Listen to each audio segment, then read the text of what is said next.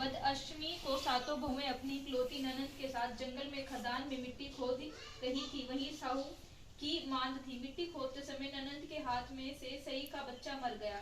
साहू माता बोली कि अब मैं तेरी कोख बांधूंगी। तब ननंद अपनी सातों भाभीियों से बोली कि तुम में से मेरे बदले कोई अपनी कोख बनवा लो। अब सब भाभीियों ने अपनी कोख बंधवाने से इनकार कर दिया, परंतु छोटी भाभी सोचने लगी, यदि मैं कोख नहीं बंधवाऊंगी तो सासू जी नाराज हो जाएंगी। ऐसा विचार कर ननंद ने बदले में छोटी भाभी ने अपनी कोख बंधवा ली। इसके बाद जब उसके जो लड़का होता 7 दिन के बाद मर जाता। एक दिन उसने पंडित को बुलाकर पूछा, मेरी संतान 7वें दिन क्यों मर जाती है? तब पंडित ने कहा कि तुम सुराही गाय की पूजा करो। सुराही गाय सयु माता की भयाली है, वह तेरी कोख छोड़े तब तेरे बच्चे जिएंगे। इसके बाद वह बहू प्रातःकाल उठकर चुपचाप सही गाय के नीचे सफाई आदि कर जाती।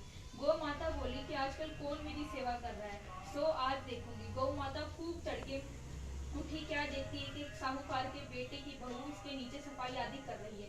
गौ माता उससे बोली, क्या मांगती है? तब साहूकार की बहू बोली कि सहू माता तुम्हारी भयाली है और उसे मेरी कोख बांध रखी है, तो मेरी कोख खुलवा दो।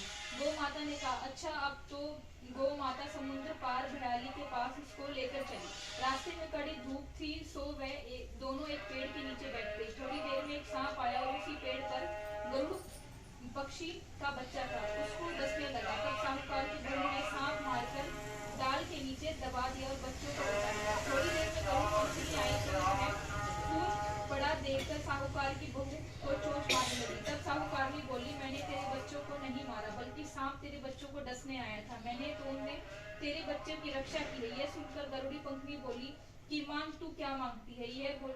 वह बोली, 7 समुद्र पार से वो माता रहती है, हमें तो उसके पास पहुंचा दे। तब गरुड़ पंखनी ने दोनों को अपनी पीठ पर बिठाकर सऊ माता के पास पहुंचा दिया। सऊ माता उन्हें देखकर बोली कि आ बहन, बहुत दिनों में आई। फिर कहने लगी कि बहन, मेरे सिर में जू पड़ गई है अब जब से हूँ। के कहने पर साहूकार की बहू ने सलाई से उनकी जुएं निकाल दी। इस पर सहू माता प्रसन्न हो के बोली कि तूने मेरे सिर से बहुत सिलाई गिरी है, इसलिए तेरे 7 बेटे और बहू होंगी। वह बोली, मेरे एक भी बेटा, 7 बेटे कहाँ से होंगे? सहू माता बोली, वचन दिया।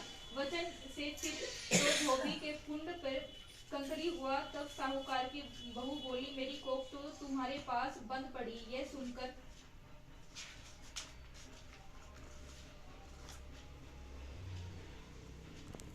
कि तूने मुझे बहुत ठग लिया। मैं तेरी को खोलती तो नहीं, परंतु अब खोलनी पड़ेगी। जा, तेरे घर तुझे 7 बेटे और 7 बहुएं मिलेंगे। जो जाकर उजमन करियो, 7 ओही बनाकर 7 कढ़ाई करियो। वह लौट कर घर आई तो वहां देखा 7 बेटे 7 बहुएं बैठे हैं और वह खुश हो गई। इसने 7 ओही बनाई, 7 उजमन किए तथा 7 कढ़ाई की। रात्रि के समय जेठानी आपस में कहने लगी कि जल्दी जल्दी धो पूजा कर लो, कहीं छोटी बच्चों को याद करके रोने ना लगे। थोड़ी देर में उन्होंने अपने बच्चों से कहा, अपनी चाची के घर जाकर देख के आओ कि आज वह अभी तक रोई क्यों नहीं। बच्चों ने जाकर कहा कि चाची तो कुछ मान रही है, खूब उजमन हो रहा है। वहां सुनते ही जेठानी दौड़ी दौड़ी घर आई और जाकर कहने लगी कि तूने कोख कैसे छुड़वाई? वह बोली, तुमने तो कोख बंधवाई नहीं, तो मैंने कोख बंधवा ली। अब सऊ माता ने कृपा करके मेरी कोख खोल दी है। सऊ माता ने जिस प्रकार उस साहूकार की बहू की कोख खोली, उसी प्रकार हमारी भी खोलिए। कहने वाली की खोलिए, सब परिवार की कोख खोलिए। वो एक कथा की